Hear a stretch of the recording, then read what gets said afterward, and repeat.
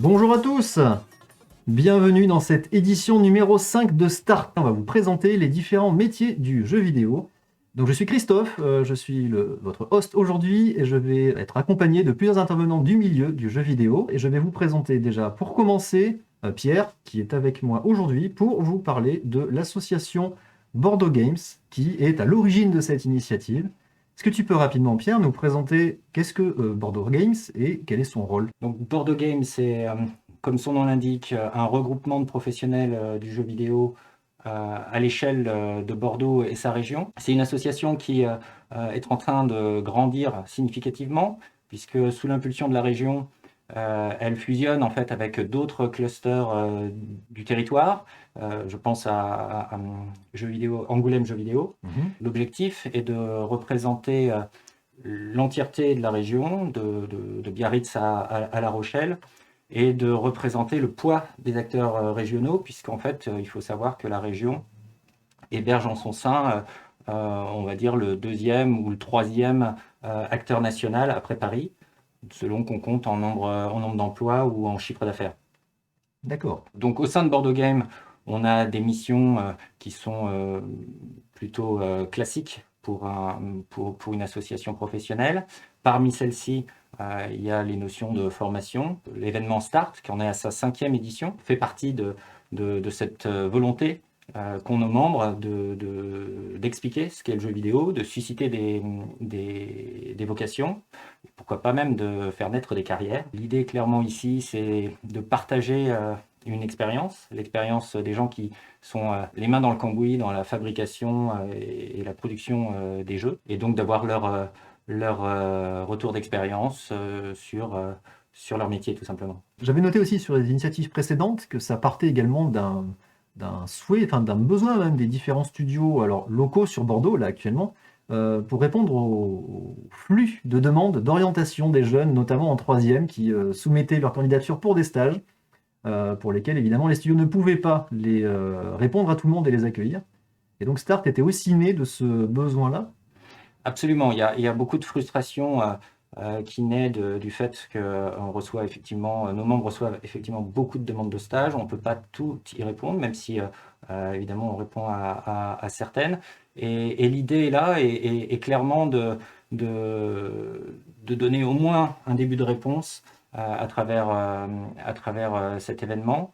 Alors, il y a vraiment une matière à être satisfait cette année parce que, compte tenu de la crise sanitaire, il est évident que cette manifestation qui chaque année rencontre un succès assez important, on compte en centaines de participants, eh bien, cette année a quand même lieu malgré les restrictions de mouvement et d'autre part permet à beaucoup plus de monde de participer, puisqu'on n'a plus la limite physique du lieu où jusqu'à présent les choses étaient hébergées.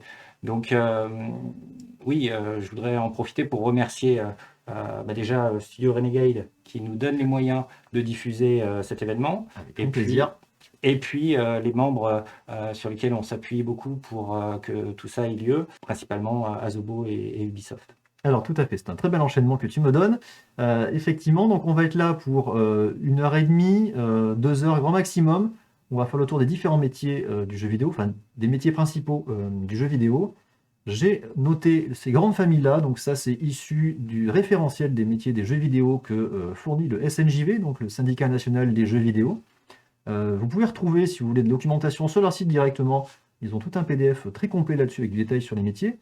On a ces 5 grandes familles-là, donc management, design, image, technologie, édition et support, qu'on va essayer de balayer dans la journée, dans l'après-midi, avec différents intervenants qui vont rentrer un petit peu dans ces différents éléments-là. Et du coup, vous allez pouvoir intervenir en live, effectivement. Comme tu disais, on a la chance, quelque part, avec le confinement, de pouvoir proposer ça sous un format différent de d'habitude, où d'habitude c'est une conférence qui est locale, pour laquelle, du coup, il y a des contraintes de taille de salle, des contraintes d'être sur place, effectivement, pour participer. Et là, ces contraintes sont levées grâce au stream et grâce effectivement aux moyens qu'on a ici à disposition via le studio Renegade. Moi, il y a deux choses qui me marquent dans ce que tu viens de présenter comme métier et qui sont peut-être propres, vraiment propres à notre industrie culturelle. La première, c'est la forte empreinte technologique qu'il y a dans notre secteur. Évidemment, même dans le cinéma, il y a de la technologie, mais dans le jeu vidéo, il y a vraiment un besoin non seulement de l'appréhender, de l'apprivoiser, mais également de la faire évoluer. Et c'est ce qui se passe tous les jours, tous les ans. Et donc, les métiers, les techniciens, les développeurs notamment, sont absolument clés. Et la deuxième chose qui me frappe, c'est cette façon qu'a cette industrie de raconter les histoires et qui font que les créateurs sont pas simplement des scénaristes, mais jouent avec l'interactivité. C'est vous qui avez l'histoire au bout des doigts. Et ça, c'est possible grâce aux game designers ou justement aux gens qui appréhendent parfaitement cette notion d'interactivité qu'on trouve nulle part ailleurs. Voilà. Ben, merci beaucoup pour cette introduction. Game designer, c'est un des métiers effectivement qu'on va balayer dans cet après-midi, qu'on va accueillir et qu'on va vous présenter en détail.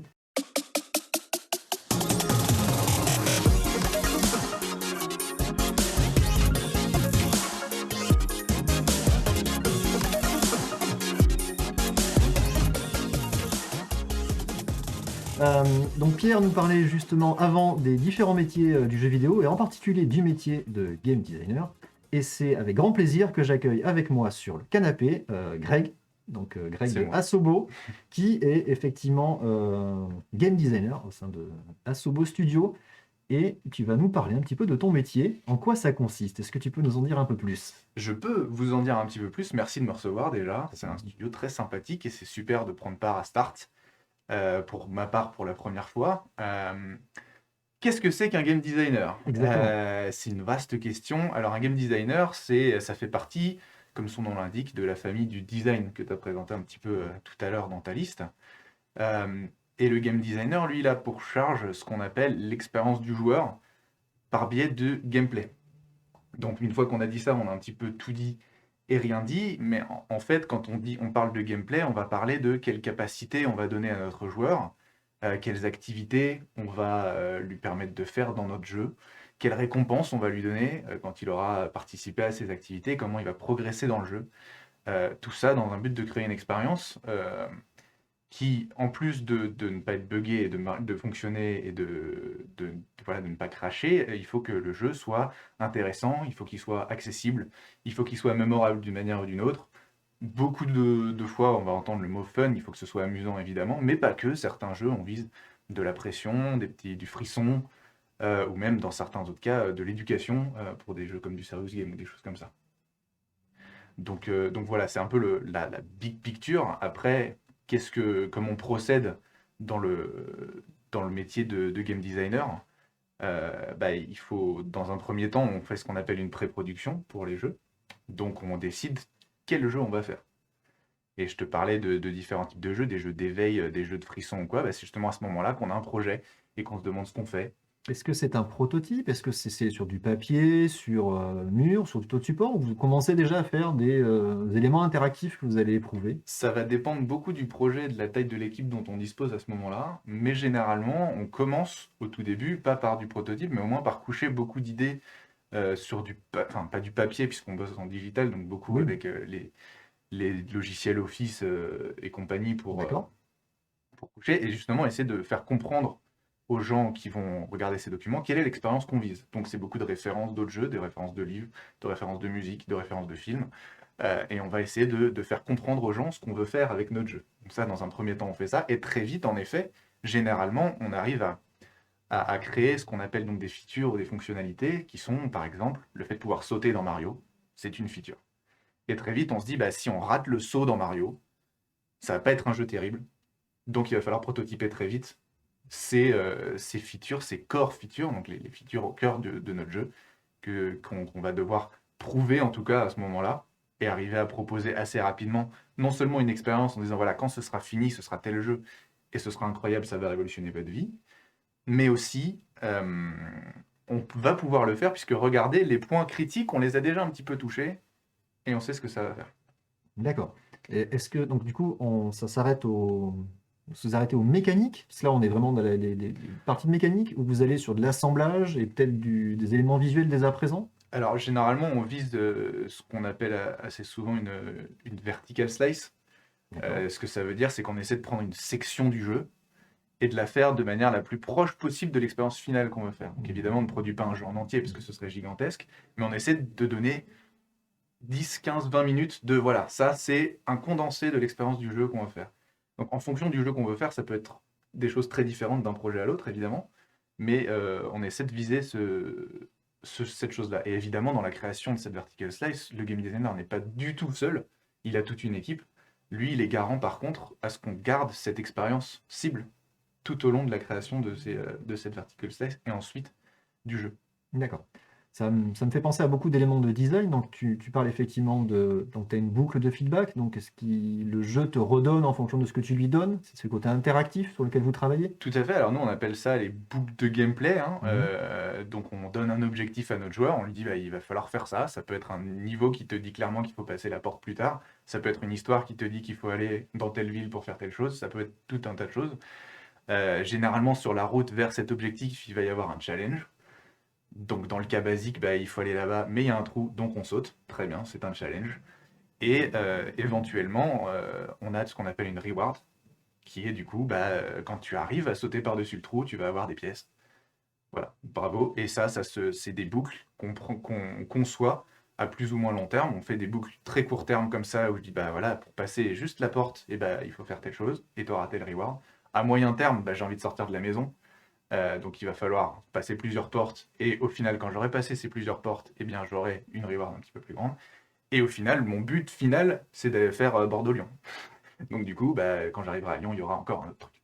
D'accord. Il y a autant de portes que ça pour aller à Lyon? Ah, ça dépend du jeu. Alors, on nous a posé pas mal de questions. Je vais prendre la dernière qui est ici. Est-ce que tu peux nous expliquer les études pour faire, ou peut-être même déjà nous présenter ton parcours qui t'a amené à ce métier-là? Tout à fait. Bah, alors moi, j'ai fait une école de jeux vidéo à Paris en alternance, ce qui m'a permis de faire assez rapidement rentrer dans le métier et j'avais une semaine donc à l'école et 3 semaines en entreprise. Donc D'accord. très vite remettre les pieds dans le plat et attraper le train en marche, comme on dit. Voilà. C'était donc une école qui, dans mon cas, était privée, donc payante. Mais grâce au contrat pro, j'ai pu amortir le coût des études. Voilà. Après, j'ai fait aussi des études à côté depuis très longtemps. Je suis musicien, donc j'ai des études musicales qui apportent quelque chose en termes de design quand même, puisque c'est un métier de création, donc il y a des concepts qui se croisent. Et, et voilà, donc moi j'ai mixé un petit peu musique et jeux vidéo et j'ai fait mon petit profil comme ça. D'accord. Après, Et qu'est-ce qui t'a emmené du coup? Parce que l'école de jeux vidéo, j'imagine que c'est assez large au niveau des métiers qui sont couverts. Qu'est-ce qui t'a fait orienter plus vers le game design que vers d'autres métiers dont on pourra parler tout à l'heure? bah, c'est une bonne question. Moi, je suis un petit peu touche à tout par nature. Je suis un petit peu transversal. J'aime la musique, mais j'aime aussi la technique. J'aime la peinture, mais j'aime aussi le code. J'aime bien les films, j'aime le théâtre. Enfin voilà, donc, il y a beaucoup de choses. Et je suis un peu multiclassé et c'est quelque chose qui, du coup, dans la description du designer, moi, m'a beaucoup plu, puisque tu vas être un petit peu la glue qui fait que tous ces métiers-là, qui sont experts, du coup, dans chacun de ces domaines, vont travailler ensemble pour créer l'expérience qu'on recherche. Et donc, c'est pour ça que moi, je suis allé en design à l'origine. Et bah, moi, ça m'a beaucoup plu très vite. Donc, c'est devenu ma passion assez rapidement. D'accord, génial, très bien. Voilà. Quelles sont du coup pour toi, tu penses, les qualités nécessaires pour exercer ce métier-là? Pour moi, un game designer, il faut quand même pas mal de capacités relationnelles, ce qu'on appelle des soft skills, Mhm. mais la capacité de se faire comprendre de quelqu'un, la capacité de comprendre le problème de quelqu'un, beaucoup d'empathie pour savoir D'accord. un petit peu gérer des conflits, puisque on va souvent être mis en porte-à-faux entre l'expérience qu'on veut donner et les possibilités techniques qu'on a ou le temps qu'on a. Et donc du coup, il faut prendre la bonne décision pour ménager un petit peu la chèvre et le chou et garder son équipe intacte pendant qu'on produit le jeu. Donc ça, c'est sûr. Après, il faut une certaine capacité à se projeter sur un design, donc une capacité à se mettre dans les bottes du joueur et de comprendre ce qui va être l'intérêt de ce qu'on propose D'accord. et comprendre où va être ça. Et enfin, je dirais, pour moi, faut apprendre l'anglais assez vite. Il y a une dose de savoir sur le développement de jeux vidéo qui est très volumineuse sur Internet, mais une majorité de ça est en anglais. Et pas vraiment en anglais facilement compréhensible, pas forcément très documenté, très sous-titré en français. En anglais technique lié au métier du jeu Ouais, vidéo en t'as pas mal particulier? de chaînes YouTube, t'as pas mal même de Twitch de dev ou des choses comme ça, c'est souvent de l'anglais. Et parfois, c'est de l'anglais avec de l'accent, parce que c'est d'autres gens qui ont appris Mm. l'anglais qui parlent anglais. Donc, du coup, c'est quand même assez utile. On accède à un volume de savoir avec l'anglais qui est quand même très intéressant. D'accord. On nous a demandé également si tu pouvais citer parmi les différents jeux sur lesquels tu es intervenu, ceux auxquels tu aurais la Alors, liberté de pouvoir parler. je vais remonter un petit peu dans le passé, puisque mon projet actuel, j'ai pas le droit d'en parler. Mais voilà, moi j'ai commencé à bosser en étant freelance. Donc j'ai bossé sur des jeux de free-to-play mobile, des choses comme ça au tout début. J'ai commencé à bosser sur des trucs un petit peu plus sérieux, entre gros guillemets, quand j'ai bossé sur des jeux DS. J'ai bossé sur un jeu Tortue Ninja sur DS, qui a un petit peu lancé la machine pour que je fasse des jeux un petit peu plus construits que des mobiles. Donc Tortue Ninja sur ouais, 3DS à l'époque. Et j'ai plus récemment bossé sur Star Citizen euh, pendant 2 ans à Francfort, avant d'arriver à Bordeaux, où on a sorti Plague Tale Innocence. Évidemment. Voilà. Évidemment, vous allez retrouver sur la table ici, Voilà, donc évidemment. Magnifique statuette. Avec laquelle tu es venu. voilà mes enfants. C'est tes enfants, c'est vrai. Pas que les miens, hein, on est beaucoup. Non, mais c'est une bonne question. C'est-à-dire qu'un jeu, tu le vis, c'est un accouchement, quelque part. Comment, enfin, il y a une maturation. Ouais, il y a Et beaucoup après, tu le lâches dans la nature, il va vivre sa vie. tu l'as à la release, tu l'as aussi dans ce qu'on appelle des playtests. Ce qu'on fait souvent, c'est qu'on Ouais. fait jouer les joueurs à notre jeu et on voit comment, du coup, tout ce qu'on a prévu ne se passe pas comme prévu. Euh, et C'est donc, un du autre coup, métier dont on va parler, ça. c'est ça. Et donc, du coup, on le sent, oui, on a vraiment ce côté, on espère que tout va bien se passer, on espère que les gens vont ressentir ce qu'on veut qu'ils ressentent et qu'ils vont comprendre l'histoire qu'on essaie de leur raconter. Et quand ça se passe bien, c'est un bonheur incroyable. Quand ça se passe mal, c'est aussi parfois une douleur assez aiguë. Ah oui, Mais, je le crois. mais oui, on est attaché à ce qu'on fait, ouais, définitivement, puisque vu qu'on doit générer de l'émotion, je pense qu'à un moment, il faut que nous aussi, on en mette un peu dedans, quoi. D'accord. Ok. Si on mise rien, on gagne rien, quoi. On nous demande, est-ce que le game designer, est-ce que ça inclut aussi le level design dedans? Alors, ça n'inclut pas le level design, mais c'est une discipline qui peut être en école apprise dans les mêmes cursus. Moi, je suis game designer actuellement à Sobo et je bosse dans mon équipe avec des gens qui sont level designers et qui ne font donc pas du tout le même métier que moi. Après, le cœur de la chose est un peu similaire dans le sens où ils affectent l'expérience du jeu et du joueur et le gameplay en créant les environnements du jeu. Donc là où moi je vais créer un système où on va pouvoir sauter, c'est eux qui vont après me demander, bah, du coup on saute de combien, on saute de quelle hauteur, est-ce qu'on peut aller un peu plus loin, est-ce qu'il y a des upgrades, et du coup quel environnement on peut construire autour de cette feature justement. Merci pour toute cette intervention. Je vais te poser deux petites questions autour de ton parcours Allons-y. de joueur. Est-ce que tu pourrais nous citer un jeu de ton enfance, un jeu qui t'aurait marqué? Alors, un des jeux qui m'a marqué, c'est un des premiers jeux auxquels j'ai joué sur PC. C'était X-Wing versus TIE Fighter, un jeu de combat spatial. Du coup, je me rappelle que ouais, mon père avait installé un joystick dans le sous-sol et tout, et j'ai passé beaucoup d'heures là-dessus. Et peut-être un peu plus tard, Final Fantasy VII, qui était le premier jeu que j'ai acheté avec Oh. mon frère sur PlayStation et qu'on a bien saigné. Ouais. D'accord. Ok, je pense que tu vas faire tu vas apporter beaucoup de joie à certaines personnes de notre communauté. Et une dernière question, est-ce qu'il y a un jeu auquel tu joues actuellement? Oui, alors actuellement, je joue pas mal à Cyberpunk pour parcourir toute cette ville qui est gigantesque. J'ai aussi testé, je joue à pas mal de choses en même temps, donc il y a Ghost of Tsushima aussi qui est en cours de finition.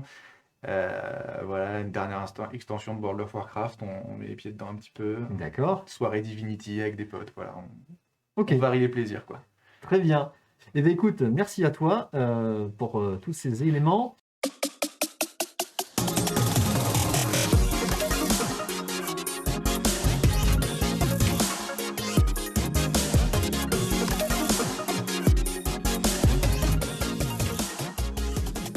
Et maintenant, je retrouve avec moi Benjamin.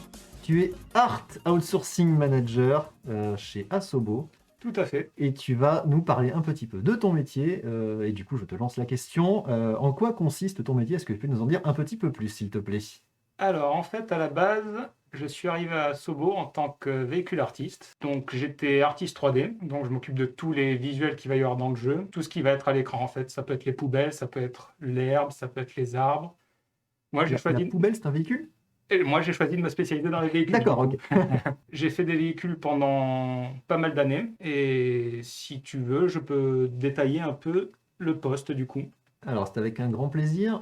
Tu nous as amené quelques éléments pour Ouais. appuyer ta démonstration. Du coup, on va vous défiler ces éléments-là, on va les commenter avec vous en live, qui vont nous expliquer globalement les process de travail de C'est ton ça. métier en particulier. Tout à fait, les étapes de création.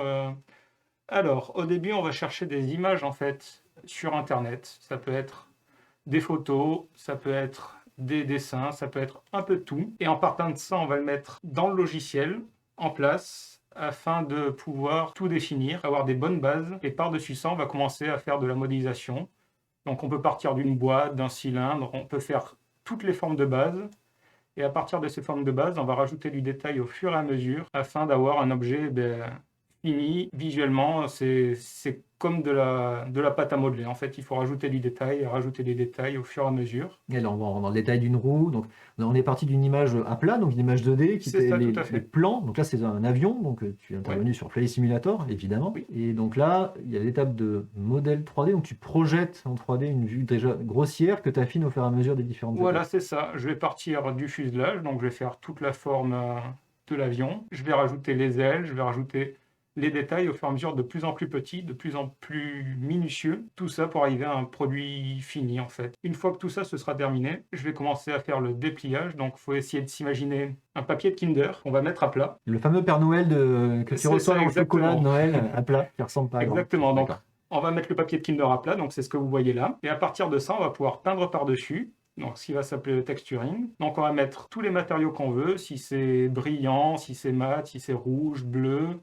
si c'est métallique. Donc, tout ça, c'est une étape assez importante parce que c'est ça qui va donner un peu le visuel final qu'il y aura dans le jeu. Donc là, on peut voir, il y a un peu de noir sur le capot, il y a des vis, il y a vraiment tous les détails possibles qu'il y avait sur les photos de base. Ça fait partie effectivement du process de travail de ton métier Tout à également, fait. cette partie projection. Donc, il y a Tout à fait, vraiment. c'est Donc, vraiment tout le je process de conception je du fais la véhicule. recherche d'images, la modélisation, le texturing, et puis là, vous pouvez voir des images dans le jeu, du coup, de Et là, le résultat final. l'objet final. Waouh, Voilà, quand c'est tu ça vois exactement. le point de départ et les différentes étapes, le Donc, résultat c'est final est vraiment assez exceptionnel. un travail de fourmi, mais c'est assez passionnant au final. D'accord. Ok, donc là, Donc, le logiciel qui était présenté, on nous a posé la question, c'était 3D Studio Max. alors, pour la Max 3D, c'était 3D Studio Max, et pour le texturing, c'était Substance Painter. D'accord, ok. Est-ce que c'est des outils spécifiques ou qui sont très répandus dans ce type de métier? Je pense notamment qu'il y a des formations, si des personnes sont intéressées pour aller chercher ce genre de... C'est vraiment très répandu dans le métier. Il y a 3ds Max qui est utilisé, donc 3D Studio Max. Mhm. Il y a aussi Maya pour la modélisation. C'est vraiment les deux principaux. Et après, pour le texturing, ben, ça peut être Photoshop ou depuis quelques années, Substance Painter qui est vraiment très très puissant pour faire ce genre de choses. D'accord, ok. Voilà. Et Et- après, à partir de ça, j'ai eu la chance d'avoir une évolution à mon poste. Et donc maintenant, je suis Art Outsourcing Manager. Donc je m'occupe de tous les prestataires à l'étranger. Donc il y a des artistes un peu partout à travers le monde. Je vais leur donner un briefing. Je vais leur donner des directives assez précises sur le travail qu'ils ont à faire. Et au final, je vais recevoir un produit plus ou moins fini qui va attendre intégration pour être testé dans le jeu.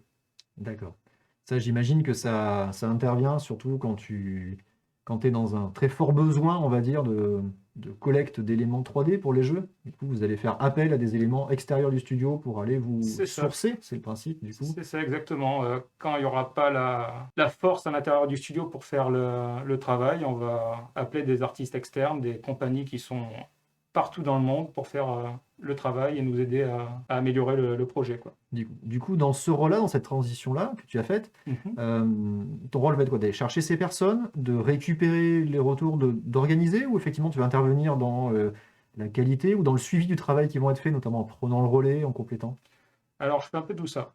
Donc, au début, je vais devoir récupérer telle chose à faire. Donc, je dois avoir l'avion A à faire. Mhm. Je vais chercher des références, donc toutes les photos qu'on a vues avant. Avec mon expérience, je sais à peu près combien de temps ça va prendre de le faire. Donc, je vais faire tout un briefing avec chaque étape un peu découpée pour valider l'avion. Le temps que ça va prendre pour faire ces parties. Et une fois que je vais recevoir ces livraisons, je vais faire une vérification que tout est bon. Quand tout est bon, je leur envoie des retours, je leur dis de continuer. Et après, je recevrai un travail plus ou moins terminé, quoi. D'accord.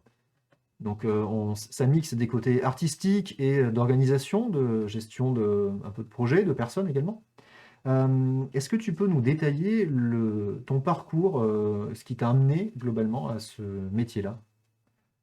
Depuis tout petit, je suis passionné par les jeux vidéo. Ah, ça va peut-être parler à l'ensemble des gens une partie des gens qui nous regardent actuellement. Voilà, et puis j'ai grandi avec des gens qui aiment les voitures, donc ça fait sens tout de suite. Je voulais travailler dans les jeux vidéo, il n'y avait aucun doute là-dessus. Donc à partir du lycée, j'ai commencé à me former en autodidacte avec mon meilleur ami. Ok. Donc on a commencé à apprendre la 3D tous les deux. J'avais pas prévu d'avoir mon bac. Bon, pas de bol, je l'ai eu.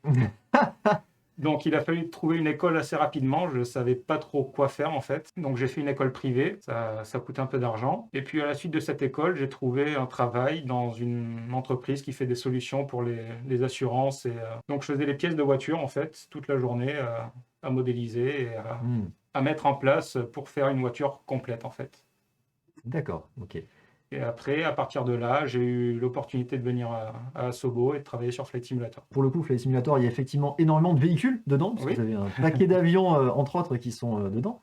On nous demande combien de temps, globalement, ça prend le process de création de zéro. Donc, on a décrit tout à Mhm. l'heure d'un avion, donc, en partant des images, des plans, et jusqu'à un modèle fini qu'on a vu rendu dans le jeu. Alors, ça peut énormément varier en fonction de la taille de l'avion. Ça va être totalement différent si c'est un tout petit avion qui se pilote à 1 avec juste un copilote ou si c'est un airliner et là, il y a des boutons dans tous les sens, ça va prendre un temps fou pour faire tous les détails. Oui, parce qu'il y a le cockpit qui rentre en jeu C'est dedans. ça, tout à fait. Donc, je dirais, pour un petit avion, celui que vous avez vu, ça m'a pris 2 semaines à peu près, sans compter tous les debugs et tout ça. Et pour les gros avions, ça peut varier jusqu'à 5 mois, 6 mois. Ça dépend de la complexité de la chose, en fait. Ouais, quand même, ça prend énormément de temps. Ouais. Quelles seraient, d'après toi, les qualités requises pour ton métier? Alors, déjà, il faut être assez minutieux, On imagine avec toutes ces petites pièces et le détail, effectivement. très patient, assez bien coordonné, avoir une bonne vue en 3D en fait, bien se rendre compte des proportions, de là où sont placées les choses, ça c'est vraiment primordial. Et surtout une passion pour ça, quoi. Faut le faire avec envie, faut aimer ça. Dans l'intervention dans un projet de jeu plus global, du coup, tu interviens à quelle étape, du coup? Parce que toutes ces créations de véhicules, on a l'impression que c'est beaucoup plus en amont. Est-ce que du coup ça s'arrête et vous passez à autre chose, passez peut-être à un autre jeu, ou c'est quelque chose qui va durer sur l'ensemble du cycle de développement d'un jeu? Tout va dépendre du jeu. Là, vu que c'est des modèles qui existent, il y avait une phase de pré-production où on cherche un peu les méthodes de travail. Mais une fois que tout ça est en place, on peut commencer à produire des avions un peu plus à la chaîne. On peut commencer à en produire en externe, d'ailleurs. Mhm. C'est là que j'interviens. Et même après le jeu, une fois qu'il est sorti, si c'est un jeu live, on peut continuer à en produire pendant des années. Pré-production, du coup, c'est la partie où vous commencez le travail du jeu et en même temps vous travaillez à vous outiller, c'est ça, pour être plus performant sur le travail derrière? C'est ça, il faut vraiment trouver les méthodes à employer pour faire quelque chose de beau, rapidement et être efficace en fait. Donc au début du projet, il va manquer des choses et c'est pour ça qu'il y a d'autres métiers qui vont intervenir pour améliorer le visuel par exemple ou ajouter des outils qui vont aider à la production. Du coup, en faisant ce métier, tu deviens expert dans les différents domaines, du coup, dans les différents véhicules, pour l'occurrence, Mhm. donc les avions. Donc là, j'imagine qu'aujourd'hui, tu as une expertise mécanique, avionique, qui a pris du level colossal. Ouais, exactement. En fait, on se rend pas bien compte quand on fait des véhicules pendant des années. Je me disais, ça va être facile, c'est comme une voiture avec des ailes. Mais peu en près. fait, pas du tout. C'est un niveau au-dessus. Donc, il y a les trains d'atterrissage, c'est ultra technique parce il y a plein de systèmes qui s'activent dans tous les sens pour l'ouvrir. Et donc, il faut faire une sorte de reverse engineering pour voir comment tout va se déplier, comment tout va rentrer dans l'avion pour pas que ça dépasse. Il y a vraiment beaucoup de pièces qui bougent dans tous les sens, donc il faut une certaine connaissance qui s'acquiert au fur et à mesure. Et est-ce que par hasard, alors surtout dans le contexte de Flight Simulator, les constructeurs est-ce que vous rentrez en collaboration avec les constructeurs notamment pour récupérer soit eux des modèles qu'ils auraient pu faire ou des catalogues de pièces qu'ils auraient déjà pour vous aider et vous accompagner dans ce travail-là? Alors ça va dépendre des constructeurs, mais oui, il y en a qui peuvent être amenés à collaborer avec nous, qui vont nous envoyer des images, qui vont nous envoyer des PDF avec toutes les données techniques qui vont servir à dire comment l'avion va voler et ce genre de choses. et aussi des fichiers CAD, donc plus des outils de CAO qui vont servir à faire l'avion en vrai en fait. Donc on va se servir de ça comme base et puis on va tout modéliser par-dessus pour être le plus près possible de la réalité. J'ai quelques autres petites questions, notamment autour de ton parcours de joueur. Donc tu as dit que tu étais passionné de jeu avant de rentrer dans cette démarche-là. Est-ce que tu aurais un jeu marquant, un jeu de ton enfance? Ouais, Tu pourrais nous parler un petit peu. ouais, absolument, c'était Lands of Lore et c'est un dungeon crawler. En fait, les RPG avant étaient en 2D, on avançait case par case et donc c'est une sorte de labyrinthe, on avance case par case, on va taper du monstre et puis il faut suivre une histoire. C'était très beau à l'époque. Ah, ça serait intéressant de voir parmi les gens qui nous regardent en live qui connaît le jeu dont tu nous as parlé. Lands of Lore, tiens, tu vois, voilà. Charlie qui effectivement, il connaît très bien, évidemment. Je ne m'étais pas de lui. Et est-ce que tu as un autre jeu, un jeu du moment auquel tu joues actuellement? Alors j'ai joué pendant des années à Dota. Ah, J'y joue encore de temps en temps. J'ai passé les 3000 heures sur Dota 2. Et là, j'essaie de me calmer, donc je joue plus à la console pour essayer de réfréner ces... c'est ta cure de désintox, la C'est ça, console. exactement. Donc là, récemment, j'ai fait Zelda sur Switch, qui était vraiment très très cool. J'ai eu un peu de mal à y mettre, mais au final, ça a été. Alors lequel? Breath of the Wild Ouais, ou tout à fait. le remake? Ok. Voilà, et puis sinon, du Smash Bros entre amis quand il n'y a pas de confinement.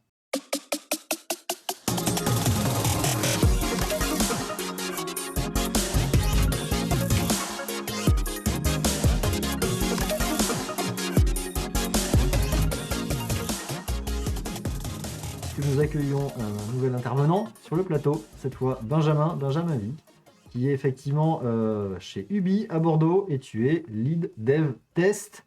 Exactement. Et est-ce que tu peux nous en dire plus globalement sur en quoi consiste ce métier de lead dev test, s'il Ouais. te plaît? Je peux.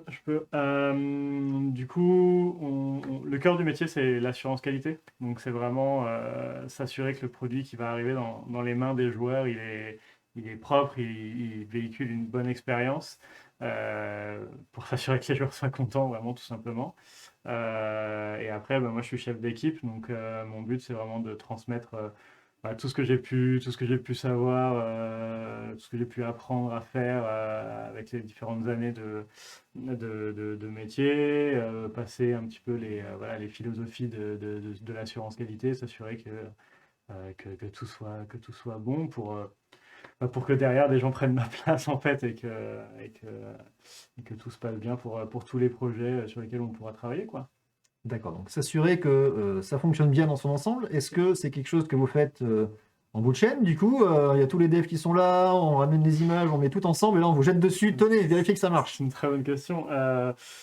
Alors, dans l'assurance qualité, il y a énormément de métiers. L'avantage du dev test, donc, c'est qu'on est vraiment au sein de la production et on va commencer dès le départ. Donc, on va commencer dès les phases de conception pour pouvoir venir donner notre avis sur, par expérience, certains sujets qui vont être plus ou moins difficiles à traiter, certains sujets sur lesquels il faut qu'on soit vigilant parce que c'est des sujets qui ont l'habitude d'amener beaucoup de bugs, beaucoup de retard dans les productions, etc. Donc ça, c'est important en tout cas, que le côté dev test soit là dès le départ, d'être inclus dans les boucles de discussion. On parlait de design et de modélisation 3D tout à l'heure avec nos confrères d'Azobo. En fait, toutes ces choses-là, au plus le dev test est au courant de ces choses, de ces modifications, de quels sont les changements qui vont rentrer dans les versions, au plus on peut anticiper et s'assurer que toute modification qui est faite par un designer, un développeur, n'entraîne pas de problèmes majeurs pour l'intégrité de la version, quoi. D'accord, très bien. Donc sur l'ensemble du cycle, est-ce que ça veut dire que vous avez le même rôle ou le même métier sur chacune de ces différentes étapes peut-être? Le métier va évoluer un tout petit peu, on va dire, en fonction des phases de production. Donc il y a la phase de pré-production, de conception, qui est vraiment là, on essaye on défriche, on essaye d'anticiper un maximum tout ce qui va pouvoir éventuellement arriver. Ensuite, il y a la phase de production, où là c'est vraiment au goutte à goutte, on est sur le pied de guerre et chaque changement qui rentre dans le jeu, on essaye de s'assurer que ce soit propre, qu'on ait aussi tous les process, enfin, tous les procédés en place pour tester. On ne teste pas comme ça sans procédé. On a des méthodes qui nous permettent aussi bien de s'assurer qu'on teste tout, mais aussi de donner de la visibilité aux équipes de production sur les résultats de ces tests. Parce que à la fin, c'est pas nous en tant que dev testeurs qui allons prendre la décision de si c'est bien ou pas. Nous, on est juste là pour en fait donner au producing ou en tout cas aux gestionnaires de projet toutes les informations dont ils vont avoir besoin pour s'assurer que le projet aille dans la bonne direction, livre dans les temps, etc., etc. Donc voilà, c'est vraiment un rôle de visualisation de l'état de la production, quoi. D'accord. Du coup, vous anticipez les problèmes tout le long de la chaîne On du essaye. cycle de développement, c'est ça au maximum? essaye c'est au le- maximum. c'est le rôle. Du coup, j'imagine que c'est un rôle qui s'appuie beaucoup sur de l'expérience, du retour d'expérience que vous avez pu avoir sur des jeux, des projets précédents. Oui, bien sûr, mais il y a énormément de ça, il y a énormément de... En fait, le jeu vidéo, c'est entre guillemets un petit peu toujours la même chose, puisque quand on regarde aujourd'hui, on parlait du saut de Mario tout à l'heure, en fait, le saut de Mario va être quelque chose d'assez unique, mais il va être répliqué dans tous les jeux qui existent. Dès qu'on va sauter, en fait, on va s'attendre à ce qu'il y ait un comportement particulier. Euh, Aujourd'hui, je travaille sur Assassin's Creed. Bon, ben voilà, c'est le énième Assassin's Creed qui est produit. Ben, on a une expérience, on a un background, on a une base de connaissances qu'on peut utiliser pour anticiper un maximum de choses. Et après, ben, on se repose aussi énormément sur notre expérience de joueur, mine de rien, puisque ben, au plus on a testé de jeux, au plus on a fait voilà, de jeux différents, de styles de jeux différents, au plus on est capable de se dire, ah bah, tiens, ça en tant que joueur, ça m'a frustré, ça en tant que joueur, ça m'a bien plu, et donc apporter ce retour directement au sein des équipes de production. Quel est ton parcours? Qu'est-ce qui t'a amené à ce métier-là? La réponse est difficile parce qu'en fait, j'ai pas du tout fait d'études qui sont en lien avec le jeu vidéo. Mais c'est un bon exemple, du coup. Voilà, donc faut se rassurer, en fait, à partir du moment où on a envie de travailler dans le jeu vidéo, il y a toujours une place à se faire dans ce milieu. J'ai fait des études en biologie, j'ai fait des études en commerce et communication. Ça m'a appris plein de choses. Ça m'a appris des méthodes de travail, ça m'en a appris aussi sur moi-même, sur qui j'étais et ce que j'avais envie de faire en fait au quotidien. Et puis après, en fait, en réalisant que c'était du jeu vidéo que je voulais faire, j'ai eu la chance de pouvoir partir à Montréal, d'y rester pendant un peu plus de 3 ans, et là, de trouver ma voie sur de l'assurance qualité en jeu vidéo. Et depuis, j'ai grimpé les échelons, je suis rentré chez Ubisoft à Bordeaux. Est-ce que à ta connaissance, est-ce que c'est un métier qui est malgré tout enseigné dans les cursus scolaires qu'on retrouve de plus en plus actuellement dans les écoles qui ont des cursus jeux vidéo? Alors, très peu, Hmm. très très peu. C'est un métier qui est très peu connu. L'assurance qualité en jeu vidéo, dans son ensemble, est très peu connue. Il y a énormément de métiers qui existent dans l'assurance qualité en jeu vidéo. La localisation qui traite de tout ce qui est linguistique et culturel, la fonctionnalité, la compliance qui traite de comment s'assurer que le titre soit OK avec les constructeurs comme Sony et Microsoft. Donc en fait, il y a énormément de choses que très peu de gens connaissent, et même au sein même de l'industrie, quand on crée des équipes de testeurs en développement, il y a des développeurs, des designers qui viennent nous voir et dire, bah, voilà, c'est quoi votre rôle en tant que testeur en développement, parce que bah, c'est pas quelque chose auquel ils sont habitués en fait au quotidien soit dans leur précédente boîte, soit à l'école. Donc on essaye de travailler là-dessus, on essaye de se faire connaître et de disséminer un peu plus la bonne parole de l'assurance qualité à tous les niveaux, quoi. D'accord. Alors, est-ce que c'est une parole du coup qui est infusée au sein des équipes qui réalisent, ou est-ce que c'est une parole qui va aussi résonner, on va dire, sur... Tu as cité le nom, effectivement, ou peut-être les constructeurs également pour les consoles. Et quel est le poids, on va dire, dans la production du jeu au global? Est-ce que vous êtes vraiment dans la réalisation ou même au global sur le jeu dans son ensemble? En fait, il faut se dire que si on n'intervient pas, il y a beaucoup de risques qui ne sont pas traités. C'est-à-dire que là où on a vraiment un impact, c'est de gagner du temps ou d'empêcher d'en perdre, surtout. Et après, l'impact qu'on va avoir est aussi lié soit au projet, soit aux méthodes de chaque studio, soit à la valeur en fait que les studios ont envie de donner aussi à cette parole-là. Et puis cette place, comment dire, on se la fait aussi soi-même. C'est-à-dire que s'il n'y a rien, si les gens ne sont pas habitués à travailler avec de l'assurance qualité, eh ben on va venir prouver en fait l'utilité de ce métier-là et de relever les choses le plus tôt possible, quoi.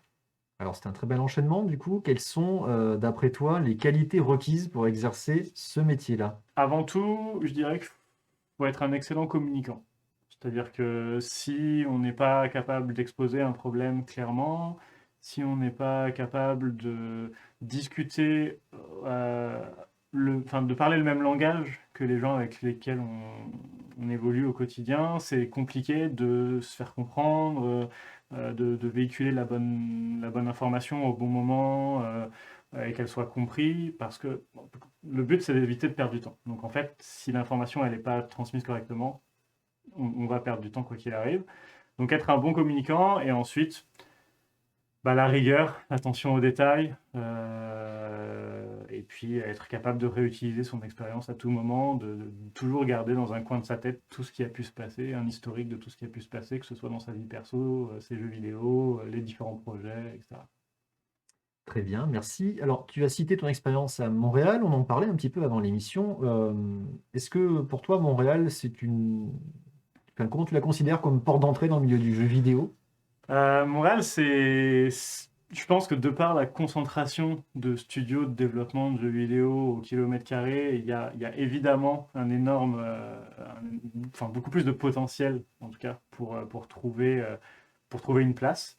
Je dis pas qu'il faut absolument partir à Montréal pour trouver une place dans le jeu vidéo, loin de là, mais en effet, quand on sait pas trop ce qu'on a envie de faire, quand on sait pas trop comment s'y prendre, le fait que ça reste un énorme centre de concentration de jeux vidéo sur tous les niveaux, que ce soit du développement, comment dire, de la sous-traitance, à savoir l'assurance qualité sous-traitée, la localisation sous-traitée, les événements, il y a eu énormément d'événementiels, l'e-sport, enfin, la scène jeux vidéo ludique générale est très développée, donc ça aide ouais, je remercie vraiment Montréal pour ça et puis la chance d'avoir pu le faire. Est-ce que tu pourrais nous citer, évidemment, un jeu de ton enfance qui t'aurait marqué, s'il te plaît? Je pense que le premier jeu qui m'a vraiment marqué, c'était Street of Rage 2. Oh, tu vas encore faire plaisir à des gens de notre audience actuellement, je suis sûr. Ouais, c'était vraiment exceptionnel. Je l'avais sur Mega Drive. C'est mes parents qui m'ont un peu initié aux jeux vidéo, donc c'était vraiment exceptionnel. C'est un jeu qu'on a ultra poncé avec ma maman, dont c'est l'anniversaire. Bon anniversaire, maman. Ah, très bien. Bon anniversaire. Et donc voilà, c'était vraiment exceptionnel, Street of Rage 2. Très bien, Voilà. du coup. Et un avis peut-être sur le 4 qui est sorti Et récemment? c'est un vrai héritage en fait, je trouve. Le fait qu'on puisse avoir et les bandes sonores nouvelles et les bandes sonores rétro, les persos pareil, les sprites en rétro, les sprites en nouveau pixel art. Enfin, c'est un bel hommage en tout cas. Ça fait très D'accord. plaisir. Est-ce que tu l'as refait avec un œil nouveau et un Ouais, côté nostalgique de ton exactement, enfance, c'est vrai? exactement. Très Je bien. l'ai day one et c'était vraiment exceptionnel. Très bien, parfait. Ok, donc du coup, un autre jeu du moment auquel tu jouerais? En ce moment, c'est beaucoup de Genshin Impact, je dois avouer. Ah ah! Voilà, beaucoup Mobile de Genshin ou Impact sur PC. sur PC? Je me sers du mobile juste pour checker 2-3 trucs de temps en temps, mais ouais, beaucoup de Genshin Impact parce que c'est très prenant et que c'est très, très impressionnant ce qu'ils ont réussi à faire avec ce modèle économique-là. Puis sinon, toujours beaucoup de League of Legends pour le côté compétitif. Ça stimule énormément les réflexes et la pratique du jeu vidéo, on va dire, un peu plus sérieuse, donc c'est plutôt cool. La pratique jeu vidéo un peu plus sérieuse, c'est très intéressant. Est-ce que du coup c'est quelque chose qui t'intéresse en participant à regarder ou c'est quelque chose que tu espères atteindre ou que tu cherches à atteindre, la pratique au niveau peut-être e-sport? On va pas parler voilà, d'atteindre le niveau que les pros peuvent avoir ou même certaines compétitions régionales. Quand j'étais à Montréal, je faisais des tournois en équipe, en 5 Ok. contre 5. Ça demande énormément d'investissement, donc c'est aussi à gérer avec son quotidien, que ce Bien soit sûr. le travail, les études. Mais c'est quelque chose que je suis énormément. Voilà, la LFL a commencé, on regarde ça quasiment tous les jours avec un cercle d'amis.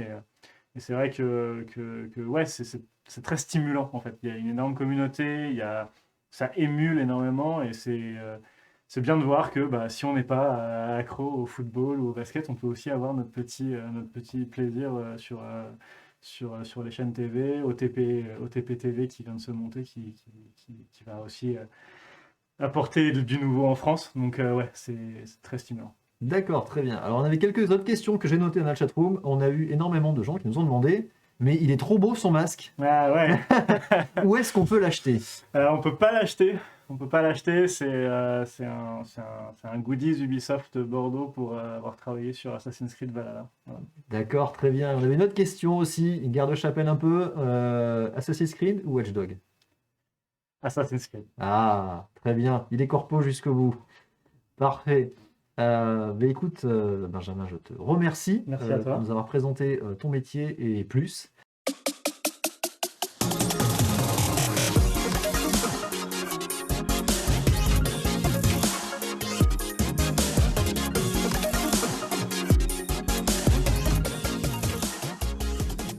J'accueille avec moi sur le canapé Olivia Forny de chez Ubi, évidemment, à Bordeaux aussi, le temps que je retrouve ton petit titre, et voilà. Et donc tu es Junior Associate Producer Ouais.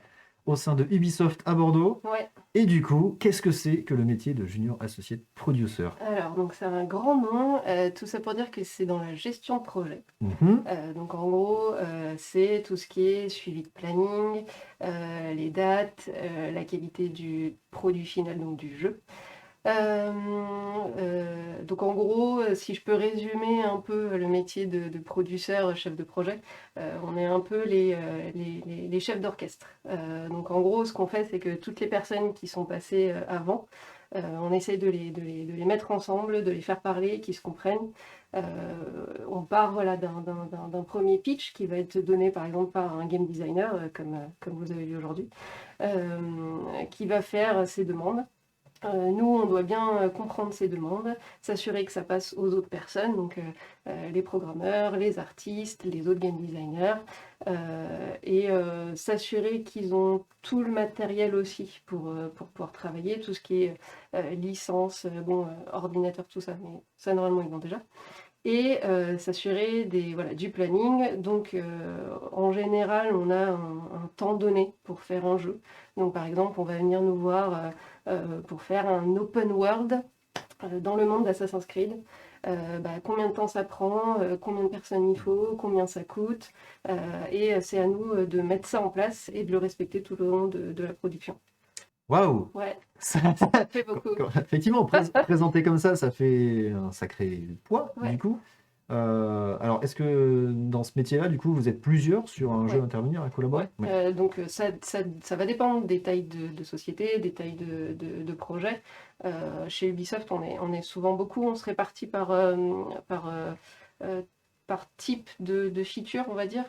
Donc il y a des chefs de projet qui sont plus côté développeurs, des chefs de projet qui sont plus côté artistes. Moi, par exemple, je suis en charge de tout ce qui est World et Quest, donc level design, level artiste, quest designer, des mots un peu voilà, qui veulent pas forcément dire grand-chose à tout le monde, mais globalement l'émission et l'établissement du World. D'accord. Donc, waouh. Ouais.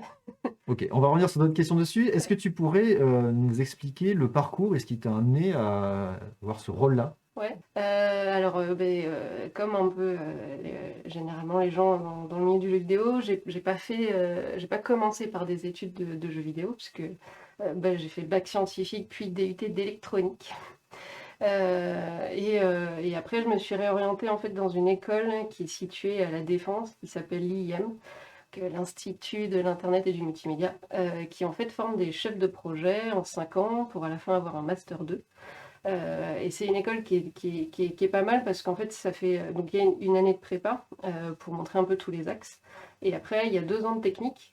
Donc ça, c'est hyper bien parce qu'on apprend tout le langage qui est souvent assez compliqué et anglophone du jeu vidéo, tout voilà, le langage des artistes, le langage des développeurs. On l'en fait un peu, mais pas beaucoup, parce que le but, c'est pas d'être des experts et on sort pas de là pour être développeur et artiste.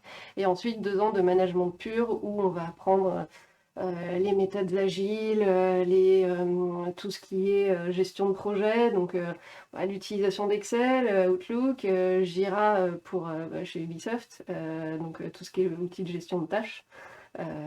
Donc ouais, c'était pas mal, mais c'est assez récent hein, qu'il y ait des écoles de jeux vidéo qui soient disponibles pour tout le monde, donc, mais c'est pas obligatoire. Dans ce rôle-là, quelles sont pour toi les qualités requises que ce soit technique, qu'elles soient Ouais. humaines Alors, c'est plutôt humain que technique, parce que les outils qu'on utilise sont accessibles, sont relativement accessibles.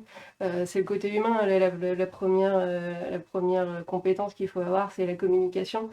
Comme je disais, on est chef d'orchestre, donc on va parler avec plein de gens d'univers différents, de métiers différents. Il faut faire en sorte que tout le monde arrive à se parler, à se comprendre, aillent tous dans le même sens. Le but à la fin, c'est de faire un jeu vidéo qui est cool et qui nous plaise à tous. La patience, parce que c'est aussi nous, en fait, en tant que chef de projet, on ne fait rien, on ne produit pas pour le jeu en lui-même. On essaye de faire en sorte que tous les gens autour, par contre, le fassent. Donc voilà, on est un peu en retrait sur la production du jeu. La rigueur, parce que c'est nous qui sommes garants des dates, de la qualité, donc c'est à nous vraiment de gérer tout ça pour les autres et de faire en sorte que les autres soient concentrés sur leur travail. Et nous, on est vraiment des facilitateurs, on va venir les aider à travailler. Tu es Ouais. à la fois là pour t'assurer, effectivement, comme tu l'as dit, que le projet se déroule bien, Ouais. mais aussi pour accompagner les gens au quotidien dans Ouais. la réussite dans leur travail. Donc C'est il y a ça. un aspect très humain, limite RH, quand même, ressources humaines dans la gestion de personnes, peut-être? Ouais, alors on n'a pas le côté RH dans le sens où on va pas forcément être en charge des entretiens, des contrats, on va pas... Ouais, ça dépend après aussi de la personnalité de chacun. Moi, je sais que je suis plus du côté humain, donc oui, je vais aller un peu plus m'intéresser à la vie de la personne, être sûr que les gens vont bien, voilà, que ça se passe bien. C'est pas forcément obligatoire, Enfin, moi, je trouve que c'est mieux, puisque du coup, ça aide à ce que l'équipe s'entende bien et soit dans un bon mood pour travailler. Je n'irai pas jusqu'à dire que quand même je suis RH, parce que pour moi, c'est bien plus compliqué ce qu'elles font et je ne suis pas sûre que j'en serais capable, mais oui, il y a un petit côté maman, on va dire. Est-ce que tu t'interviens dans la construction de l'équipe dans laquelle tu t'interviens? Je veux dire, Alors, ça peut être le recrutement en interne, en ouais. externe ou la construction. Encore une fois, ça dépend des boîtes, ça dépend des niveaux. Donc moi, par exemple, mon titre, c'est junior associé de producteur. Donc je commence tout juste, on va dire, dans le management. Donc j'ai encore pas trop été impliquée dans vraiment le recrutement et le montage de l'équipe. Ça se fait à un niveau un peu plus haut. Dans ma boîte précédente, je l'ai un peu plus fait parce que voilà, on est en équipe un peu plus réduite. Donc évidemment, plus l'équipe, l'entreprise est petite et plus on va toucher à des choses différentes. Mais ça peut arriver, mais encore une fois, voilà, dans les grosses boîtes comme Ubisoft, un peu moins. Alors, tu as cité quelques noms de jeux et de licences, tu les portes également sur Ouais. toi. Oui, Est-ce que tu peux nous parler de quelques jeux sur lesquels tu es intervenu? ouais, alors les tout premiers jeux que j'ai faits, c'était des portages de la licence Microids. Alors j'avais fait tout ce qui était Atlantide, Necronomicon, etc. Pour les choses un peu plus connues, j'ai commencé aussi avec Blood Bowl 2 Ok. sur console. J'ai fait The Council aussi, qui était faite par une boîte bordelaise. Quand je suis arrivée du coup chez Asobo, oui, je suis passée chez Asobo, j'ai fait toutes les licences Pixar, Rush, Disneyland Adventure. J'ai un peu fait de Flight Simulator. Et ensuite, arrivée chez Ubi, j'ai fait Ghost Recon Wildland, Ghost Recon Breakpoint et là, Assassin's Creed Valhalla. D'accord, ça fait quand même une sacrée expérience. C'est, Et malgré tout, tu es encore junior associé de Oui, producteur. oui, parce que mine de rien, ça fait 6 ans que je suis dans le JV. Mais voilà, j'ai fait des itérations courtes sur les jeux à chaque fois, donc ouais, ça m'a permis d'avoir un bon panel de licences. D'accord. Du coup, dans l'évolution de ce métier-là, quelle est l'étape d'après de junior associé de producteur? J'imagine qu'on perd le titre de junior. Exactement, c'est passé à associé de producteur Ok. et après il y a producteur tout court, en sachant qu'avant il y avait project coordinator.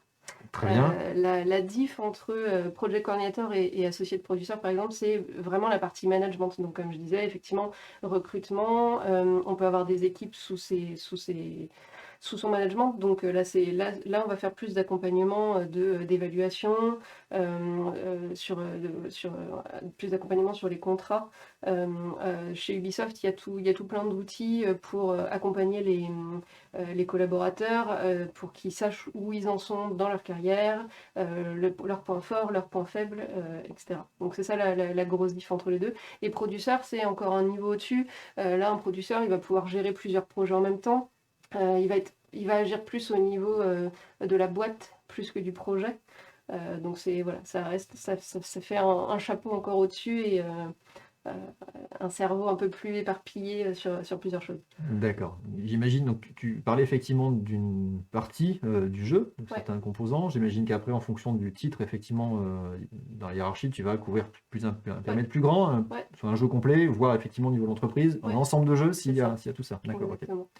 Tu as des manettes, on va dire, de pilotage qui sont d'abord très opérationnelles, Ouais, très proches du c'est ça. quotidien et elles sont de plus en plus grandes Ouais. et de plus en Exactement. Puis il y a- plus éloignées du quotidien de toutes les équipes C'est qui ça. travaillent. Ok. Puis il y a tout ce qui est budget aussi, pareil qu'on gère pas quand on est project coordinateur, qu'on va gérer un peu plus tard. D'où la formation Excel. D'où la formation Excel, la formation Jira aussi, qui est très utile. Excel Outlook, c'est nos meilleurs amis. Très bien. Oui, communication, évidemment, c'est un Exactement. outil de communication. Ouais. Très bien. Communication, tiens, j'en profite. Est-ce que c'est un sujet, du coup, qui, alors j'imagine, ça a été révolutionné dans le cadre de ton métier, dans le contexte actuel, avec C'est sûr. tout le télétravail qu'on peut imaginer. Comment tu l'as vécu à ton niveau, toi qui as l'habitude d'être Ouais. proche des personnes, Ouais. je comprends. Ça a été, j'ai eu un peu peur au début parce que justement on s'est dit comment on va faire. Normalement on a tous nos stand-up meetings du matin, on est tous dans une salle debout, on parle chacun notre tour. En fait on a mis en place des outils, donc il y a le Teams, c'est un logiciel de chat qui voilà, où on peut faire des appels, des conférences vidéo. On peut se parler voilà par message rapide. Donc en fait, ce qu'on a fait, c'est qu'on a multiplié les réunions. Au lieu d'en faire qu'une, on en a fait une par jour ou deux, trois fois par jour avec plusieurs métiers différents. Donc, par exemple, moi, j'interviens avec 3 corps de métier différents. Donc, je fais un meeting avec chacun de ces corps de métier séparés, plus un meeting avec les 3 en même temps pour qu'ils puissent se parler. Donc voilà, c'était vraiment s'assurer qu'on ait bien quand même des temps dans la journée où on puisse se parler, même si c'est à distance. Et au final, je pense qu'on a quand même, on a quand même réussi à bien communiquer cette année. Très bien, parfait. Un beau challenge, effectivement, Ouais. notamment pour ton rôle. Parfait. Est-ce que tu pourrais nous citer un jeu de ton enfance qui t'aurait marqué? Ah bah, ça va être facile. Moi, j'ai baigné dans Pokémon. C'est vrai? Ouais, c'est ma grande licence préférée. Je les ai tous faits, tous achetés, quasi tous attrapés. D'accord, ok. Pokémon Go également sur mobile? Ouais, oui, ça, j'ai passé des étés à me balader sur les quais, à essayer d'attraper tous les Pokémon. Ok, Ouais. ok. Tu détiens encore certains points ou... Ouais, j'ai encore Ah, quelques arènes. quelques- Ouais, à chaque fois que je me balade dans les villes en France, j'essaie d'en attraper. Non, ça tourne toujours, effectivement. Ouais. Et dernière question, du coup, à quel jeu tu joues en ce moment? Je vous surprends, mais je joue à Assassin's Creed Valhalla Très bien. parce que je l'ai toujours pas fini. À part ça, je joue à Genshin Impact. J'aime bien en général voilà, tout ce qui est RPG. J'ai pas fini encore non plus, mais le Final Fantasy VII en remake Ok, sur PS4. Ouais, voilà. Et j'étais grosse joueuse de Guild Wars à l'époque. d'accord. Voilà. Ouais. Très bien. Bah, plein de jeux qui parlent effectivement à tous ceux qui nous regardent Ouais. dans les différentes générations, évidemment. Parfait. Bah, écoute, Olivia, je te remercie.